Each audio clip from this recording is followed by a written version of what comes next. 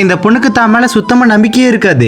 யாரோ பேரு கேட்டா கூட தான் பேரை சொல்ல கூட கூச்சப்படுவா. அப்படி இருக்க இந்த பொண்ணுக்கு ஒரு ஆசை வருது. அது என்னன்னா இந்த பொண்ணுக்கு கூச்சத்தெல்லாம் விட்டுட்டு டிவிக்கு முன்னாடி போயிட்டு தைரியமா நியூஸ் வாசிக்கணும் அப்படிங்கிற ஒரு எண்ணம் வரும். இப்ப இந்த விஷயத்த கண்ணாடி முன்னாடி செஞ்சு பார்க்கும்போது அம்மாவும் தங்கச்சியை பாத்துருவாங்க. இருந்தாலுமே இப்ப இந்த பொண்ணு கூச்சப்படாம திரும்ப அதை பண்ண ஆரம்பிக்கிறா. இப்படியே இந்த பொண்ணுக்கு இப்ப கொஞ்சம் கொஞ்சமா தைரியம் வர ஆரம்பிக்குது. ஆனா அடுத்த நாள் பார்த்தா இந்த பொண்ணுக்கு கல்யாணம் ஏற்பாடு பண்ண ஆரம்பிக்கிறாங்க. இந்த பொண்ணை கல்யாணம் பண்ணிக்கிட்ட மாப்பிளையுமே ரொம்ப நாளோட தான் இருப்பாரு. அடிமையா நடத்தாம சமூகமே கொடுத்து நல்லா பாத்துப்பாரு. அதனாலே இந்த பொண்ணுக்கு அவர் மேல கொஞ்சம் கொஞ்சமா மரியாதை வர ஆரம்பிக்குது.